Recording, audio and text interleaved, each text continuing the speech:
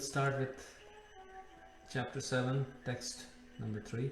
And this section deals with a very interesting aspect of Krishna, that is his energies. And an aspect of understanding the Absolute is also understanding his energies. But sometimes when we try to understand them separately, like trying to understand just the energies of God, which most in the material world and people who just try to understand the material energy, they deal with just trying to understand the energy, and we don't get a complete picture. And sometimes when people just try to understand God but not really understand his energies, then they don't have a clear conception of who God is. And so in this section, therefore, Krishna, as soon as he starts talking about knowledge about himself, he jumps into the first thing he starts is actually his energies. And I was also thinking about it, that we have sort of a very interesting relationship with this energy, both material, primarily material, because either we accept the energy as the all in all. So that would be sort of the scientific empirical approach, or we reject this energy, and that would be sort of like, a lot of religious traditions that tend to see God as being completely separate from his energy, right? And so that would be sort of an impersonal understanding, or even in a theistic sense, one could just sort of see God and then see the energy as being like completely polar opposite with no relationship between the two. So to actually understand how, how matter and spirit and Krishna and us, how we all sort of, how are we all positioned, so to speak, and what is our relationship? Yeah, what is my relationship with this energy? What is Krishna's relationship with energy? Sometimes we have a difficulty thinking of Krishna as an enjoyer of his energies, and we think that Krishna should be just like a silent person who just has energies and he doesn't have any. He should be detached from his energies, and so it's hard for people to understand that Krishna is the source of all energies and that he's also the enjoyer of his energies.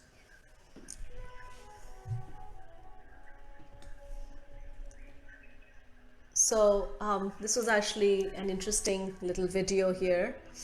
I'm sorry about that. We forgot this music has become such a part of our existence. Completely forgot this music playing. So this is just to bring out the importance of this discussion, So let's see. This is like world's most asked question.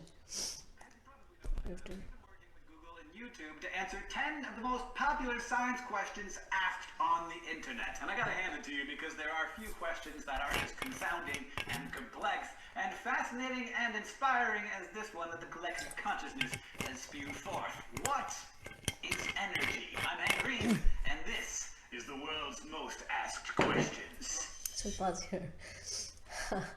So just wanted to throw it out there that this question that we are talking about is actually quite a popular. It's a deep question. Everybody's struggling with this question. What is energy? The scientists, they spend their whole life just trying to understand this. But before we jump into that...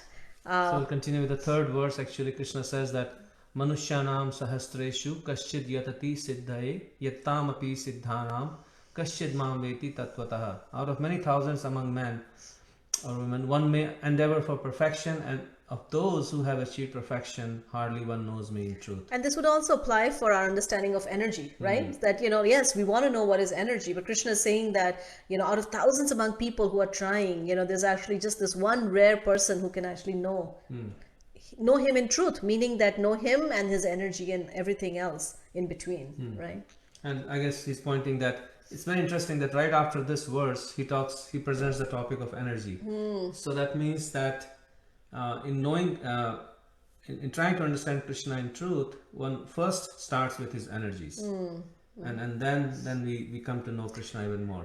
And actually, I was thinking, I find it very interesting that I was just thinking, okay, what did how do we understand this, right? The rarity of it. And I was just thinking that, just for you, you guys to know, when we post an ad or whatever, letting people know that we're going to have a 21-day mantra meditation challenge, then the first time I think we got like 160 or maybe 180 people, right? Out of those 160, 180 people, finally like 60 people perhaps, registered.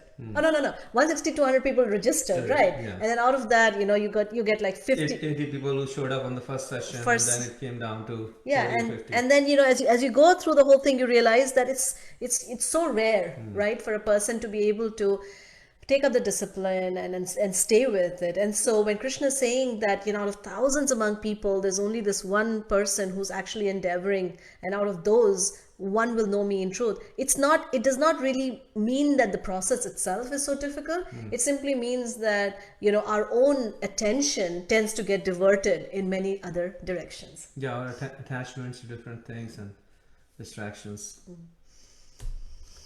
So then he says, Bhumi rapo analo vayu kham mano buddhi revacha ahankara iti yamme bhinna prakritir ashtadha. So earth, water, fire, air, ether, mind, intelligence, and false ego, all together, these 8 constitute my separated material energies. And I'm going to jump in as an Ayurvedic person now. And I just wanted to share that actually the entire field of Ayurveda, which is a medicine, it's a system of medicine based on these 5 elements, and it's all about learning how to balance these 5 elements, and a combination of these elements creates our particular body type, and it's just a whole science that based around these 5 elements. And these energies are very unique. If you look at each one of them, like here earth represents not just this planet earth, but anything that is solid, right? It also represents atoms and molecules and subatomic particles, so something that is solid, that makes the mass. Water also represents any kind of liquid actually. Fire represents, I think it'll come in that video. it's going to come there? Yeah, Okay. yeah, I think we can get into the video. But I was also thinking that there's something else I wanted to share about these elements. I can come back. Yeah, go ahead. So this topic is so important, and people have thought about it. Let's see what Oprah thinks about this. Well, the first time I read this book called Seed of the Soul by It's Gary okay, Zukav, which was talking about multisensory, being a multisensory personality, We'll come back to and this. So recognizing we'll come back to this. Because we're talking about 5 senses could see was just a oh no, not here either. No. Okay. This was the sequence. Okay. Sorry about that. So this energy is again something that great minds have grappled with, and you can see how Einstein, for the first time, he allowed us to see this connection between mass and energy. Because when we see ourselves, we see our body, we see different objects, and we think that mass is separate and energy is something that is separate. But Einstein, for the first time, made this correlation between mass and energy, and that's what Krishna is saying, that ultimately everything is my energy, including solid or This equation So this whole idea that how go ahead. yeah, this idea of interconnectedness of all these elements, actually earth, water, fire, air, mind, intelligence, they are all energies of the Supreme, and they are all material energies, and in sense they are all connected together, because we'll see later on that how one comes from the other. So we're just going to take a little moment to pause here. So just give us a minute.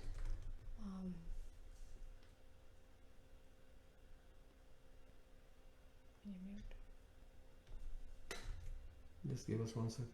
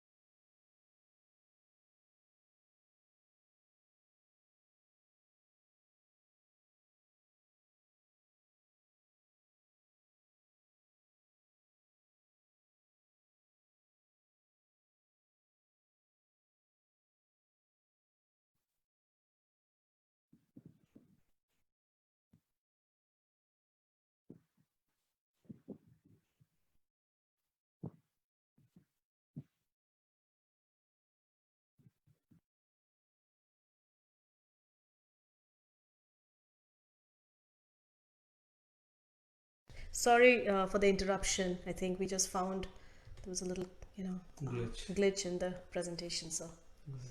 So yeah, so I guess the idea being that Krishna is saying here, right after this, he's talking about the energy, because everything is actually energy. There is, there's only one reality, which is that there is the supreme absolute source, and then there are these different energies that that is making all of this work. And later in our presentation, we'll see how the energy and the energetic, they actually together make up this understanding of the absolute truth. And we just wanted to share this. This is a quick little video here about how Oprah says how... Well, the first time I read this book called Seat of the Soul by Gary Zukav, which was talking about being a multisensory personality, and recognizing that what your five senses could see was just a part of what it meant to be a human being. That there was so much more to what we see beyond what we can see and beneath what we can see, and that all things carry a physical energy and also a metaphysical energy, that which is beyond what we can see or know, and that all substance holds that. First time I read that, something about that resonated deeply with me, because it felt like the truth. That in all things there is a level of consciousness. In all beings there's a level of consciousness or unconsciousness for a lot of beings also. And that carries its own energy, and that there is a vibration to everything. That there is a frequency, a vibration, and energy to everything in existence. And that somehow all of that energy, frequency, vibrational stuff is connected. First time I read that, I thought, I felt that before. I just didn't have the language to articulate it. So she's definitely onto something, because we do have a sense that how everything is connected, and that how everything is energy, right? We all have that, even when we're dealing with something, as gross as matter. We do know that there is energy, right? And so, but the question that we all struggle with is, where does it all come from? Yeah, when we see this big beautiful universe in front of us, and all these wonderful objects, where do they all come from? Are they just coming from just energy, or what is the source of them? Yeah, and then we get, and as we were describing before, a lot of people either just get stuck at that level and say, well, this is all there is, because this is the energy that I can touch and I can see. And so this is all, there is no other reality beyond it. And so this is our discussion here. This is an example that Prabhupada would often give about how, if you have a bag of rice, and sometimes through these bags of rice, some scorpions or some insects will go and lay their eggs in that bag of rice. And then after a little while, you'll see these insects coming out of the bag of rice, and somebody who doesn't quite understand the process might say, oh, the bag of rice is giving birth to these insects.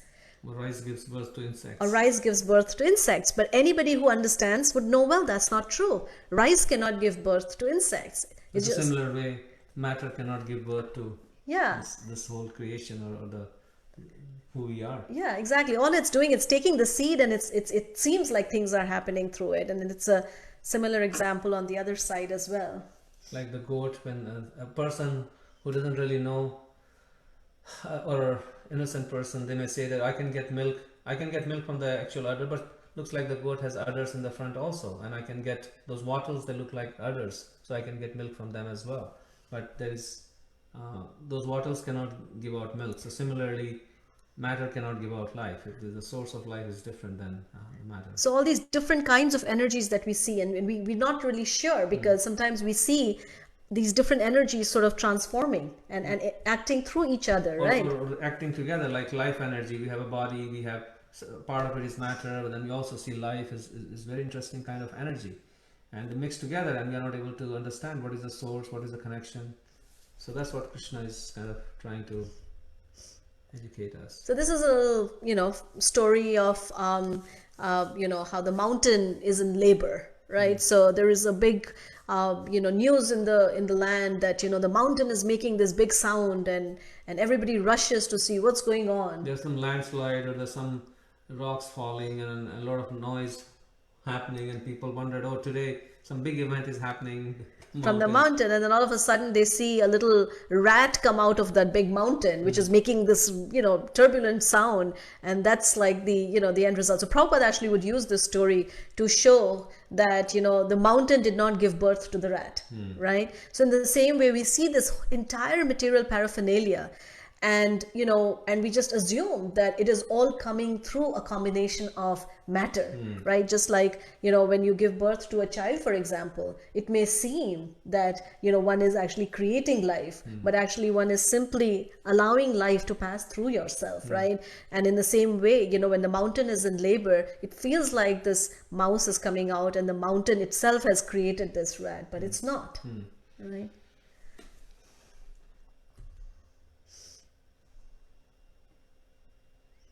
That's a lecture by Prabhupada. Yeah, maybe we can just skip this. Okay. So Prabhupada talks about how God is actually the source of all energy. And one should not be surprised. He says that how when we see we can create so many things, right? Like from our own body we create so many different things, sweat and so many different things come out of us. So similarly, what is surprising, he says, then that so many even bigger and more wonderful things can come out of God. When we can create something wonderful, then why cannot God create things which are even more wonderful, which is this creation and living beings and things like that. So just looking at a sample, we are kind of sample God, so we can compare ourselves in that way and accept that yes, God can create wonderful things when we can create.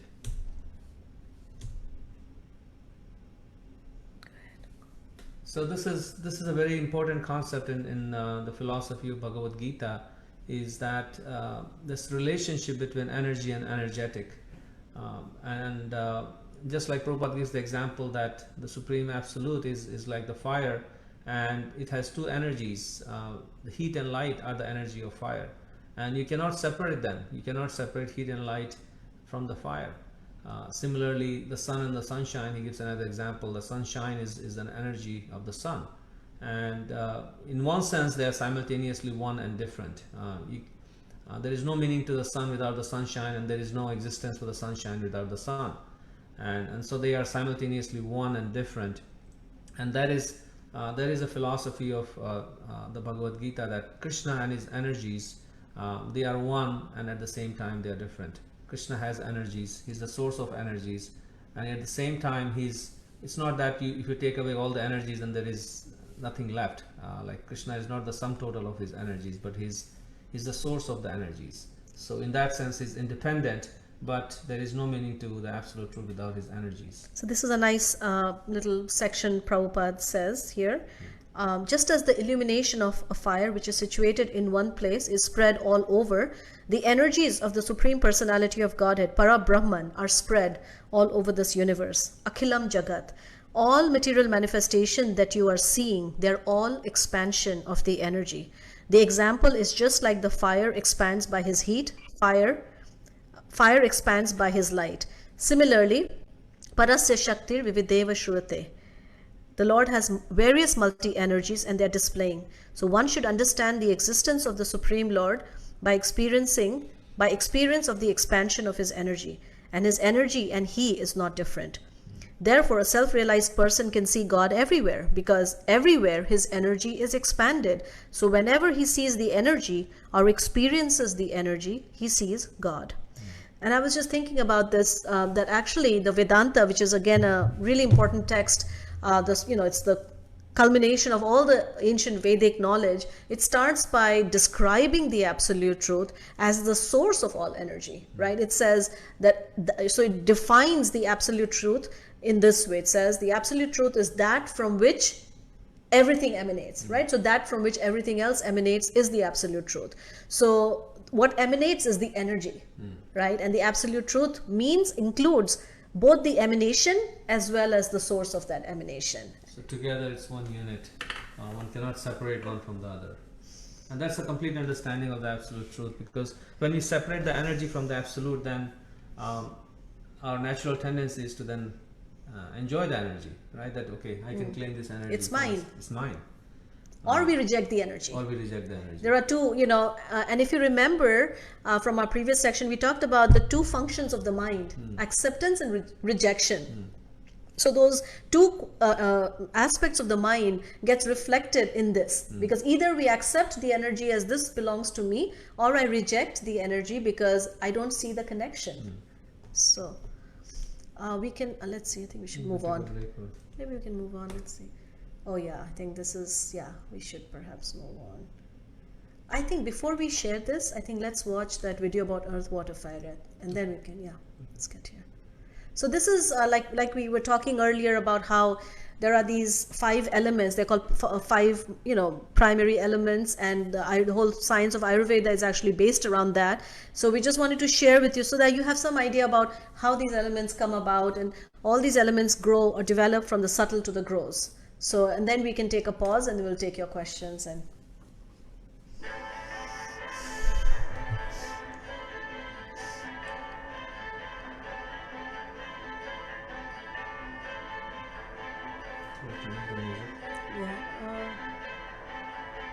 it's up to you.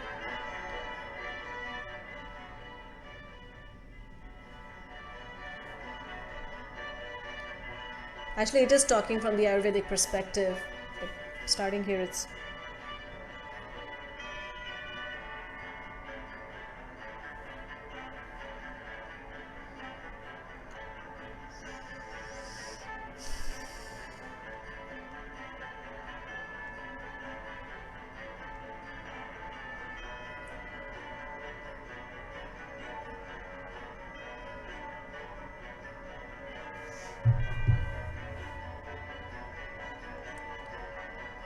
So one of these days, maybe we can talk more about Vata, Pitta, and Kapha.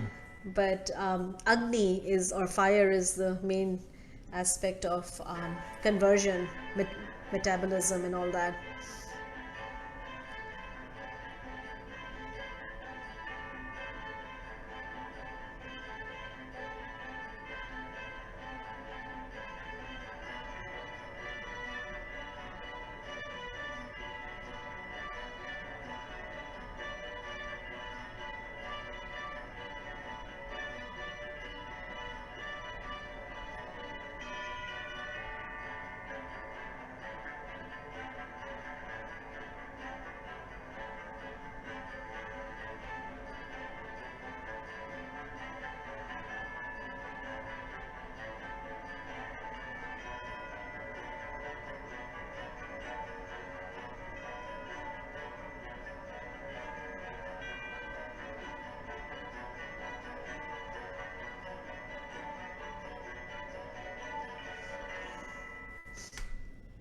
So I think what we'll do is we'll pause here, and then now we'll take some reflections, and if you have any questions or comments.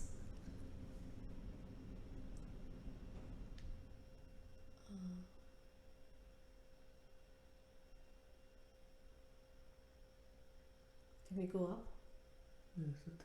This verse is depressing to me, Delia. Which one is that? Is that the one about how out of thousands one will know me? Yeah.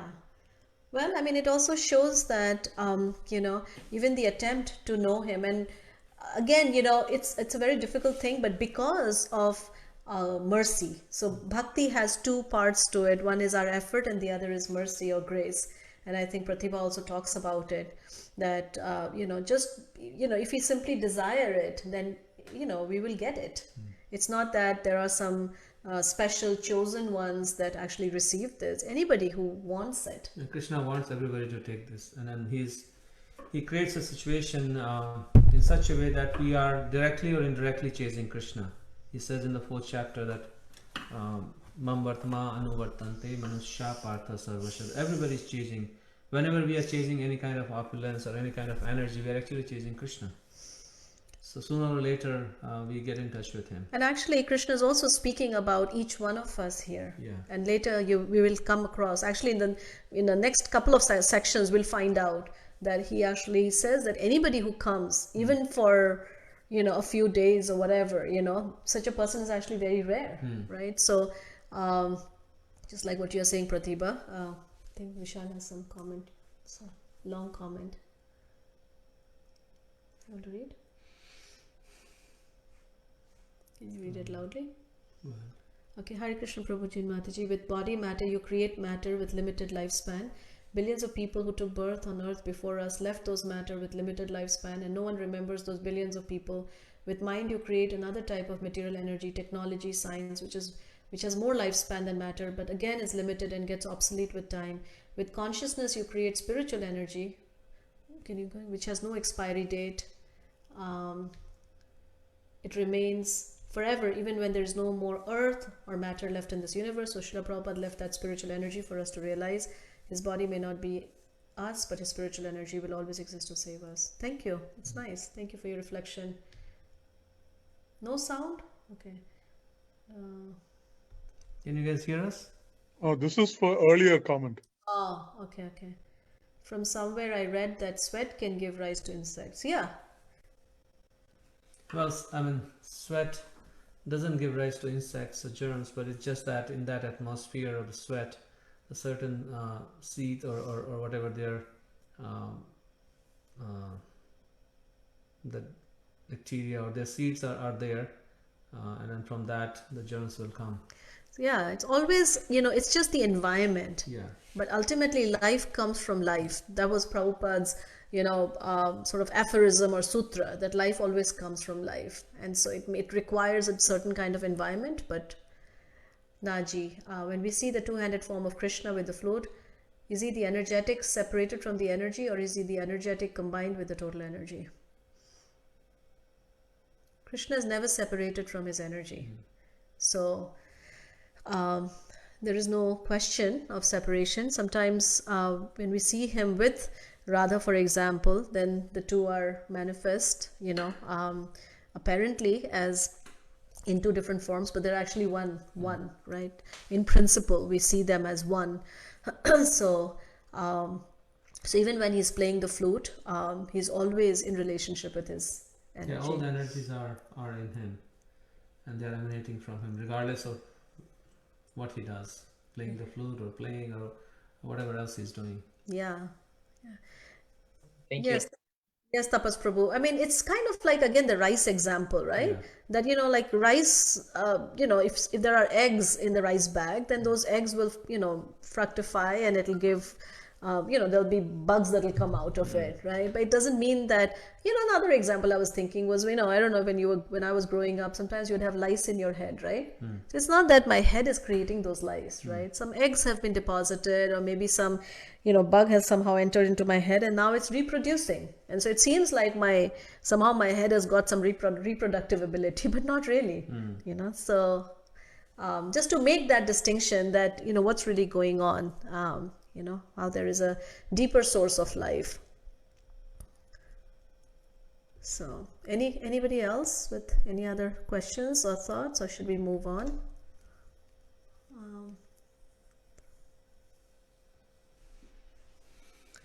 All right, so we'll continue. Yes, I think, yes, Hare Krishna. When we want to know something, we know our senses, 5 senses, and it is a logical mind which wants to know, and questions are raised in the logical mind.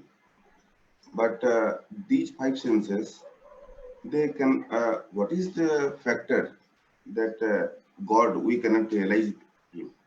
Because we don't have any sense to know the God.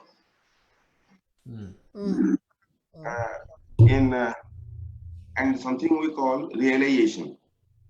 Realization is not connected with perhaps any of the senses. They only give some indication towards that object. For mass, we don't know what is mass till date. We are trying to know, but we know the properties of mass. We know the properties of light. We know the properties of fire. So is the only way to know God is his properties, and at the end we know, we can feel him, we realize him. Very good question. I think there are many deep questions in your question. Um, I guess we try to understand God when we are talking about His properties or His energies. That is to help us to see Him in everything and everywhere. But the main way we realize God is not just through knowledge but through our bhakti. When we engage in bhakti and in service, then when God chooses, when He is pleased with our attitude and our service, then He chooses to um, um, manifest Himself in our realization. And that is something that is completely dependent on Him. So it is not just our effort that we can, through our effort only we can know God, but it's a combination of our effort and His mercy. At the same time, we cannot really negate the presence of our senses and our mind. So even though our senses and our mind are limited, just like you're saying, right? Logic is limited, intelligence is limited, yet these are tools that Krishna has given us. So when we engage these tools in trying to understand Krishna or trying to love Krishna, then what happens is that the quality of those tools, they change. So now they're no longer material. So because with our material senses, we cannot really, just like we saw some videos, right, that we have a very limited perception window. Our cognition is very flawed. But what happens is that when we, with those imperfect senses, when we try to serve and we try to approach the master of the senses, Rishikesha, then what happens is those senses become transformed. And now they acquire a spiritual quality, which means their ability to perceive that absolute truth also expands. And this is how then one gets realization. So those things are not negated. Yeah, I mean, it says, Sevano mukhihi jivhado swameva spurtiyata. So when we start engaging our senses in the service of Krishna, then swameva spurtiyata, then Krishna slowly manifests Himself in our realization. So we use those senses. That's why Krishna has given us those senses and the mind, these 8 energies that He has given. They are mainly given for us to utilize them to realize Him. That's the only purpose of these energies in one sense. But we want to play with them and we want to enjoy them. So Krishna says, okay, you do that on the side, but the real purpose is to actually realize Him. So maybe we can get back into our Question. Question. one more Is question. realization. Yeah. Through our senses, we only know the properties. Your voice There's is, a lot of background noise coming. What is realization? what is realization? What is realization? You want to take it? Okay. So realization, so we talked about these 2 ideas, right? Jnana and Vijnana. So realization of God includes within it realization of myself, that I am not this body, I am not matter, I'm spirit.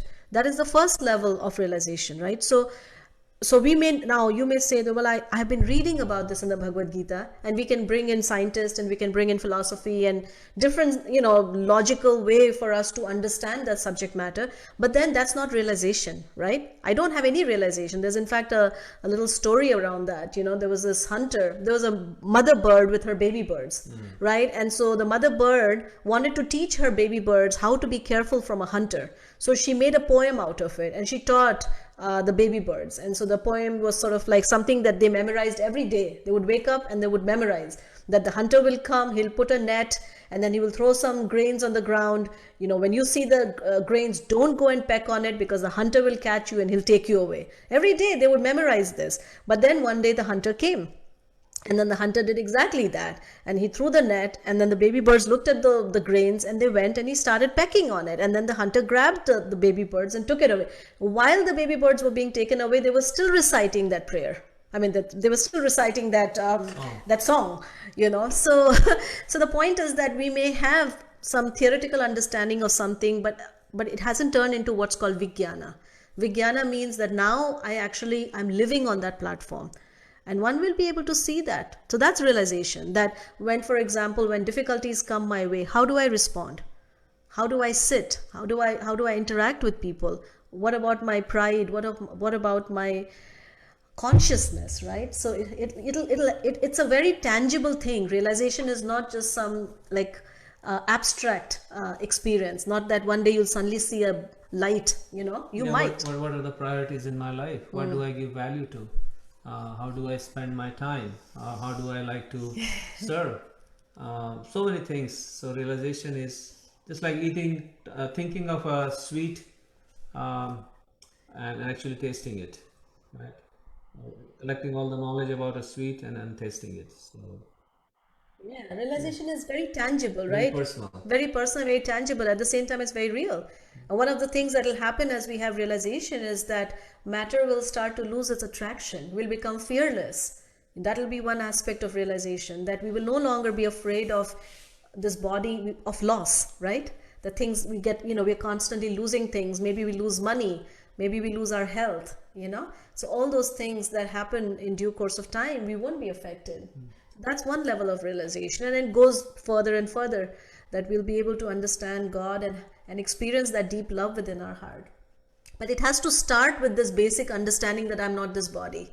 Without that understanding, any display of love, may or may not be real. So, hope that helps. Yeah. Senses only help in realization. They are not sufficient. They are necessary but not sufficient. Yes. Yes, absolutely right. Absolutely right.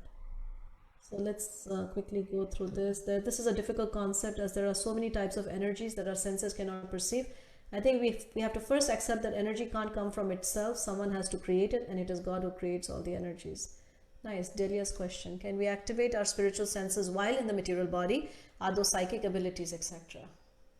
Yeah, that's what we are doing. When we're chanting, we are activating our spiritual senses.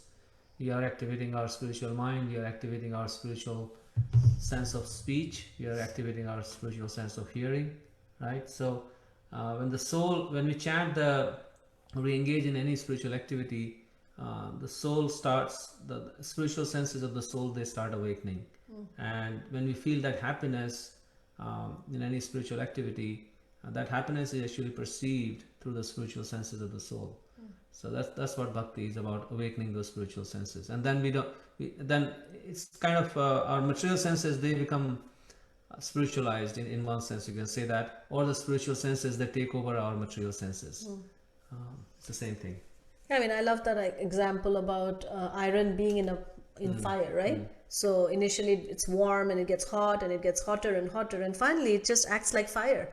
So it's, even though it is iron, so even though it is matter, but in the presence of the fire, it takes on the fiery quality. So same way, even though our senses are matter, but when we immerse it in the fire of spiritual vibration, spiritual sound vibration, then it becomes spiritualized, and then it acts like spiritual senses. There's no difference. And that is actually realization. Realization is not just a mental, intellectual exercise.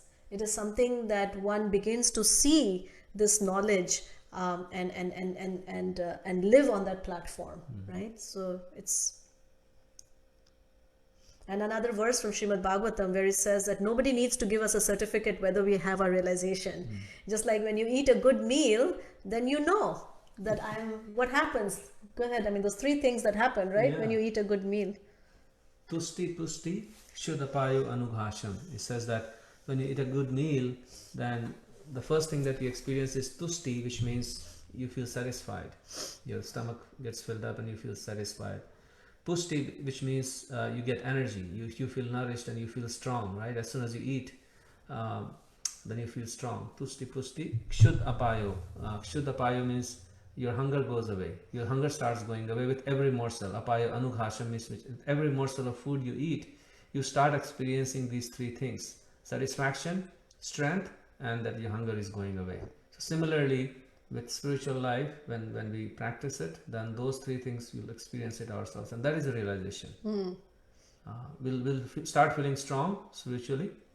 We'll start feeling satisfied, and our hunger for material life, material enjoyment, that will start going away. That is the benchmark for realization of spiritual life. And I can say one thing, that the fact, this is not an ordinary thing, that all of you guys every day, 5 days, I mean, we mentioned this to somebody, they said people actually come every day, 5 days. Yeah, Yeah, they do, they're crazy, So this shows that you guys have, realization, and you have some taste. I mean, some of you are waking up at 5 in the morning, right? Yeah, you guys get bummed out when you have to miss a day. Exactly. That cannot be taken cheaply. That is a rare thing. I know when we read that verse, it may seem like Manushanam, like, oh my goodness, but you guys are those rare people. You guys show up every day and you listen to us just blabber on for 1 hour, So that itself shows that this is the rarity. And you guys So you're have. experiencing that realization, you're experiencing that taste, otherwise you cannot fake it. Nobody can fake that taste for day in and day out. Yeah. So should we do a few more slides? It's already at 30. Okay. It's hard to introduce a new topic now. Is it new topic? And it's going into his 3 different energies. Okay. Yeah, that's a big topic. Yeah. So maybe we'll just, open it up for more, conversations. It's always nice to talk to you guys and, see if anyone, those that haven't spoken, maybe Shashi and Zuma. yeah, yeah, we can do that. We'll talk more about Radha maybe in our next session, because we are going to introduce spiritual energy, right? That's when we'll be more contextual to talk about her at that point. That's a good idea. That's a good idea. Yeah.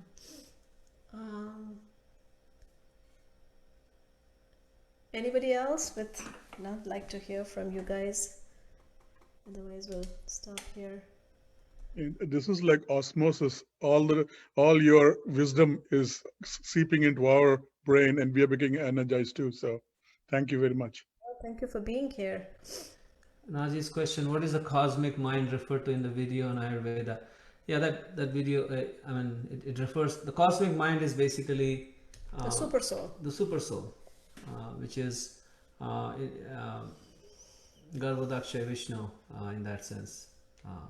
When he glances, actually it's Mahavishnu when he glances on the the material energy. Haji knows all about the 3 Vishnus and Thank you. That actually is very interesting. I'll have to ponder that, because the cosmic mind is something that's referred to a lot in Greek philosophy. And so it's interesting to kind of make the connection. So it's Mahavishnu, the first of the 3 Vishnus. Yeah, when we talk about that slide where it shows how from ether or space sound comes, and from that air comes, and so in that slide then we can explain how at every step the glance of Mahavishnu is needed for the next element to appear. Otherwise, Okay. Yeah. Oh, right. Okay. I have a question. We're having Shraddh days now. We believe that the soul of our ancestors, come and stay on earth for 15 days, and we cook food for them and invite brahmanas to take the food and believe they're getting the food. So my question is, the soul takes rebirth, then how is it possible that the soul of ancestors can come to earth, because they must have got the new body and the offerings we make to them is sensible or not? Okay, go ahead. Yeah, so Shraddha is as far as, and my understanding may not be complete. Shraddha is a ceremony that is performed at a certain time of the year. It's offering of, originally it's offering of prasad, or the food that has been offered to Krishna, the spiritual food. You offer that to the ancestors. Now, the reason that is done is that sometimes those departed souls, they may be stuck in a bad place, or they may be kind of hanging in thin air, you can say. And when we offer this prasad during the Shraddh, then they get the benefit of that spiritual offering, and then they may be released from that difficult situation wherever they are stuck. That's the main purpose of offering Shraddh. It's not that, and even that if the person is already born in some other place or some other family or whatever, whenever we offer, just like when we pray for somebody, the person may be sitting far away, but even in modern studies they have found that the power of prayer in healing people, and it goes to even unknown people that you don't even know. They have done so many experiments when you pray for unknown people, and then they seem to fare better than people who were not prayed for. So you can think of Shraddha as in a similar manner, that you're offering spiritual food to these departed souls. They may have taken birth again, or they may be stuck in a bad place, or wherever they are, they will get the benefit of your offering. But now what happens is that typically in India now the food is not actually offered to God, it's just offered to whatever, I don't know, people do mixed rituals.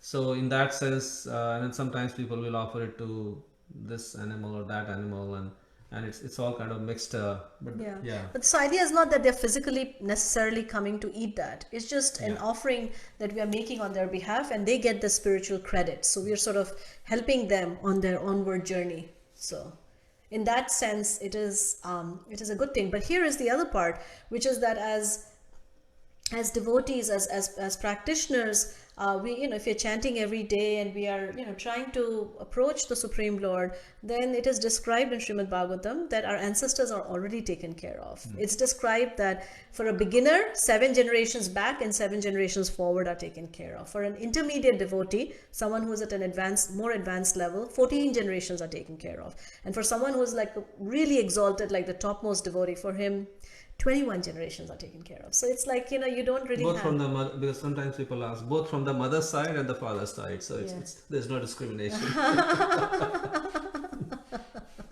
So, Delia, what a great question. What's the difference between taking initiation versus not? It's like enrolling in a college versus just reading on your own, in one sense. Initiation is just formally connecting yourself to the disciplic chain, the parampara, the chain of gurus. And when you take initiation from a guru, then you're formally signed up to that parampara. The guru takes formal responsibility of releasing you from this cycle of birth and death. And he becomes formally, okay, this is my job now. No matter wherever you are, this is my responsibility. And the gurus take it very seriously. Yeah, initiation is a very important aspect or a milestone in the life of a practitioner, where one commits, to a real discipline. And in fact, since you guys brought this up, we actually have an initiation ceremony coming up from our own Sangha. There are 5 people who are going to be getting initiated on the 13th of this month. So we'll do a live telecast. It's going to be on Zoom, so you guys can all watch and see what an initiation. It's going to be a little interesting. It'll be a virtual initiation, but it's. But the samskara is very powerful. Just the experience of seeing an initiation ceremony is very, very powerful for anybody. Every time you watch it, you get goosebumps, and you feel that this is something that really touches you. And actually, that initiation ceremony will be done in Delhi. For you, this might be interesting, is Achyuta Baba's spiritual master. So he is the one who will be initiating five people from our community. And it will be in morning time, most probably, like, I don't know, 10 or 12 Eastern time in the morning. So I think that will work for pretty much everybody, and then also for people of India, it will be evening time for you guys. So we'll let you know the exact time in a few days. Thank you. So, Shashi Prabhu, we miss your comments. Naji says, if I still works, if it is done virtually, yes. Spiritual life is all virtual, right? We are, anyways, when we are calling out Krishna's names, we are calling out, in one sense, virtually. He's far away. Yes, Shashi Prabhu, go ahead. Yeah, sorry. I mean, I don't have anything for today because I always take it as a lesson and then I think about it for a long time before on a multi-layer level. But I do have a question about the mental health thing that we were talking about, because recently I was thinking about that.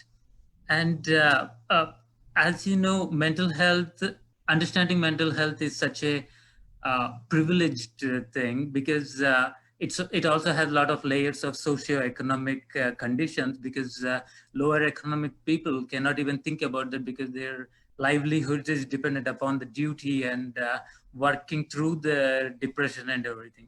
So I was wondering, at the point of Arjuna's Vishada, before he was going to the war, I think that's what he was undergoing. Either he's like this existential crisis and depression, but he had Lord to walk him through a crash course of therapy session, so he was able to do it as soon as possible. So, but I was wondering, and under that kind of circumstances, does mental health take precedence over the duty, or duty take precedence over mental health? Because as you know, Lord has been talking about it for so long. We missed that point, especially coming from Indian culture. We don't think about that. So does duty take precedence over the mental health, or we should first have this healthy mind and then think about the duty? What takes the precedence? That was I was wondering about, because in India we don't even talk about that. How do we educate, or what is Lord's thinking on that? Because I don't know, I feel like he has forced Arjuna to go and do his duty, or should we see that because of the whole Bhagavad-Gita, he already got his therapy session and then he got over the depression, so he went to do his duty? That dual feelings are going through my mind. If you could explain it more, that would be great. I think maybe I can try and then you can, yeah. I was just thinking that, we have a tendency to put things in a box.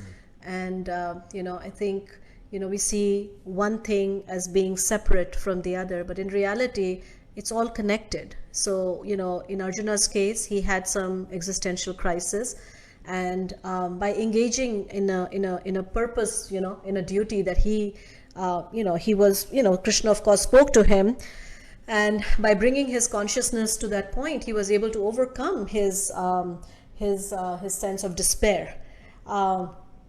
And that is also there. That is also a fact for, for many of us. I can share my own life journey that I've gone through in my own life.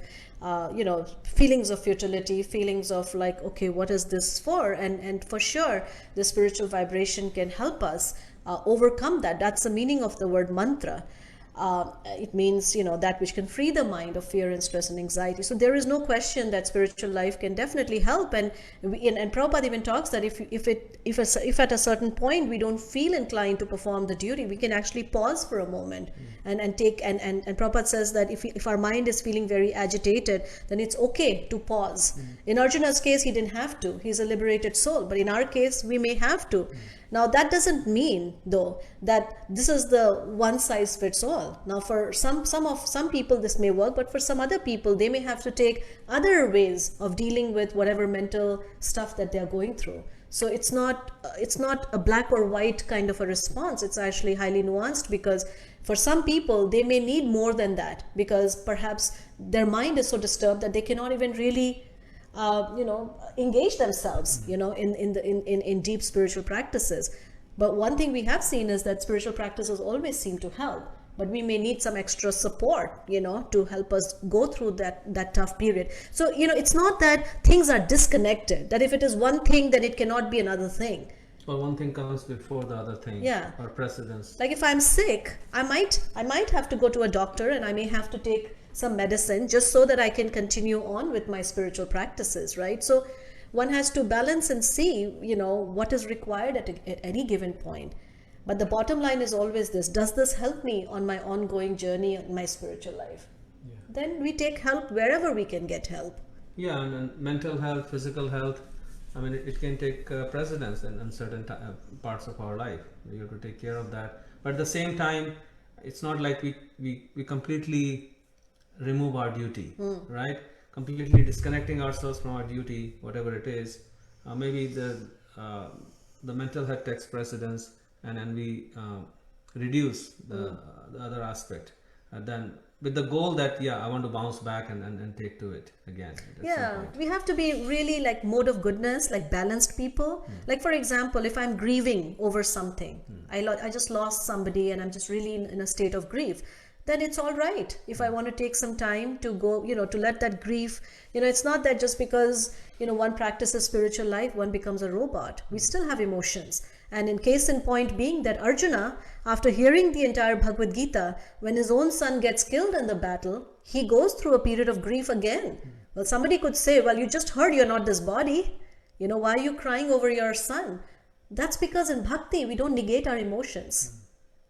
We work with our emotions, and we bring our emotions, we face our emotions. So, and so Arjuna had to be consoled again. It was hard for him. So, it's very real. We do the needful. And Yudhishthira, he went through his mental problems after the battle was over, and for many, many days he was depressed and he was totally like. yeah, because he felt like so many people, died because of him. And so then Bhishma had to speak to him. Anyways, the point being that, we all have these moments, but what we do with those moments is actually more important. And we get help, whether it is, our spiritual practices, which can definitely uplift us. But sometimes if we are not able to hold on with that, then we also use other things to augment our life. So it's not one over the other. Thank you. That helped a lot. Thank you, Shashi Prabhu. All right. So Oh yes, Delia. yes, Go ahead, Delia. I'm sorry, I have like 5,000 questions. No. I'm just like that too. So understand. Go ahead. Okay. If we are not supposed to be attached to sense objects, and if we are not supposed to be like attached to certain outcomes, like I'm rereading like this verse in chapter 5, text 20, a person who neither rejoices upon achieving something pleasant, nor laments upon obtaining something unpleasant, who is self-intelligent, who is unbewildered, and who knows the science of God is already situated in transcendence. Okay, so if we're not supposed to be like attached to things going a certain way or not, then why do we pray? What a good question. What a good question. yeah, that attachment is talked about for material things. We are supposed to be attached to spiritual things. Right? That is the natural attachment of the soul. The soul can never be detached. Right? That's the nature of the spirit, is to be always attached. We want to increase our attachment to Krishna and everything related to Krishna. And that way we are channeling our attachment in the right way. When it says that one neither rejoices upon achieving something pleasant and neither laments on losing, that is talked about material things, that we remove our attachment from those.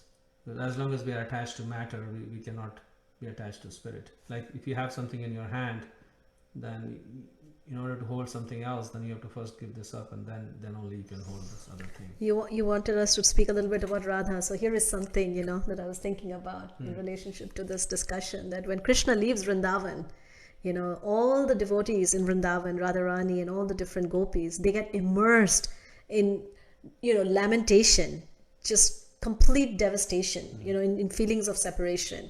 And guess what? Those feelings of separation are considered to be the pinnacle of spiritual emotion. That's what we are actually aspiring for, is to experience those deepest feelings of pain and in separation, right? Which is not technically pain. It's actually considered to be the highest aspect of happiness, which is hard for us to understand even as we speak.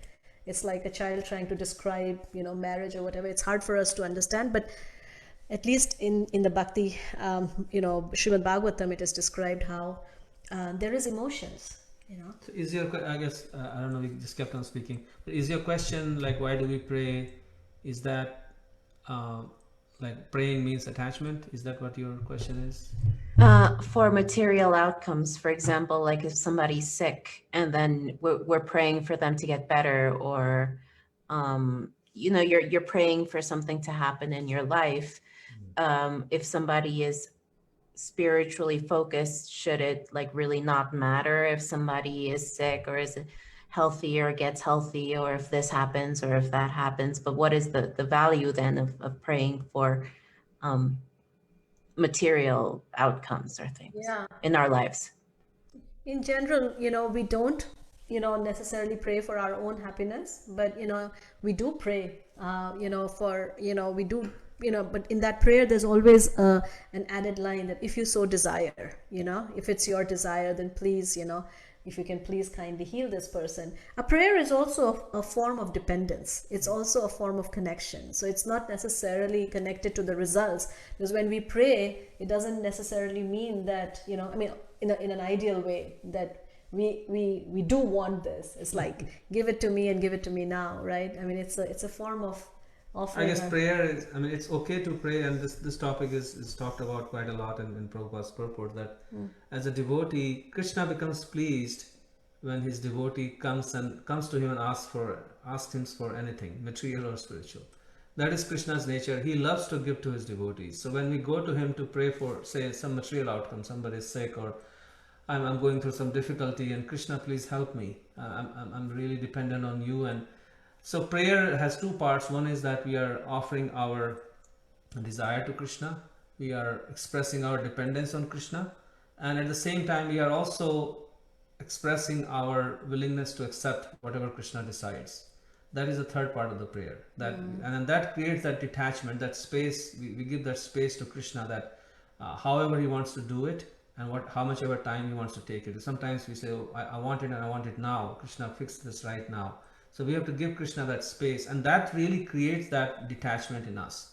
That I'm in one sense I want this, but I'm also detached from But the it creates outcome. more than detachment. Yeah. It creates, because like I guess it more than detachment. It creates a feeling of trust, and that is something we struggle with. That space between our prayer and when Krishna acts. That space is actually the development and the growth of our trust, because it's a very difficult place to be in, where you're hanging by a thread and you're saying, Krishna, please help me. He takes his time, and that's what we want to develop, right? That the next time he throws us off the cliff, we know, hey, I know he got me, right? So it's sort of like, in team building exercises, they do these different things to create like trust amongst team members. Yeah. It's kind of like that. So it's okay to pray for somebody else, and it's okay to pray if you need something, then it's okay to pray to Krishna. Because if you don't pray to him, we'll just go somewhere else. We'll go somewhere else. So Krishna says, rather you come to me. There's a very nice story actually about Draupadi, Arjuna's wife, who was before the war actually begins. She was being disrobed by the evil sons of Dhritarashtra.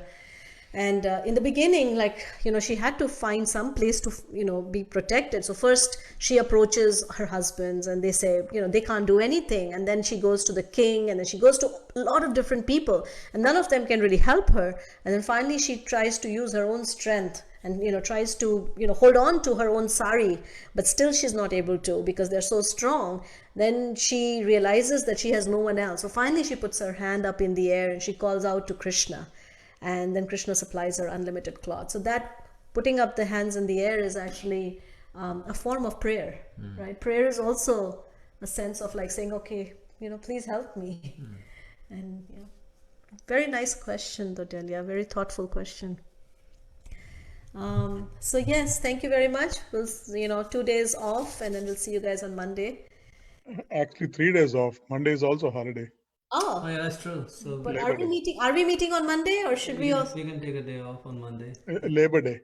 Labor Day. Okay. You guys want a holiday? No, but wouldn't